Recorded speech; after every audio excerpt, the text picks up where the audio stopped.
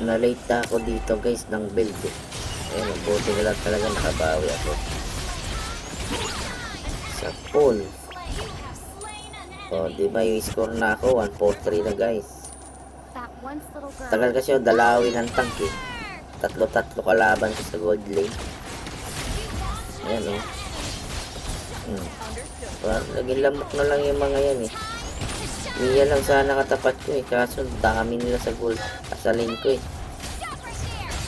Hirap pag ganun. Ayun o. Pinag pa ako. Si Valentina ginaya si Atlas. So dito na ako bumawi. Kaso nandito na naman si Mia.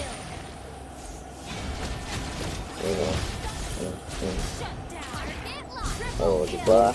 Oh, sakit ng Mia guys eh. Ay pataba kasi pero dito wala na sila. Lamok na lang yan mga yan. Oh, tipi-tipi na ako dyan eh. Kampante na ako kasi may build na ako. Bali dalawa na lang yung ano yung ko dyan ko kompleto. Sabay immortality. Pak! Wala nang laban yung mga yan. Yan pakito. So,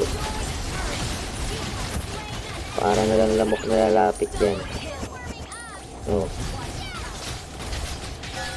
Siyempre kailangan mag-load muna kami. Hindi yan matatapos kung walang load. Oh, buti sana kung wipe out. Kuha na namin load dito guys. Pain na namin to. Let's go guys. Galing talaga ng top namin guys. Ang kaso yung purong sinamahan niya yung una eh. Diba? Ito yung nilamok. Ang kwentang yung pakito. Naging lamok na lang kay Layla. Immortality na lang yung build na gagawin ko dito eh. Kaso na-in yun, no? So, victory. MVP pa yan. Hirap kaya ng solo minsan guys. Tapos minsan ka lang maglaro, talo pa. Napako na ako dito sa 30 plus eh. MVP. Sos. Tanso si Alpha.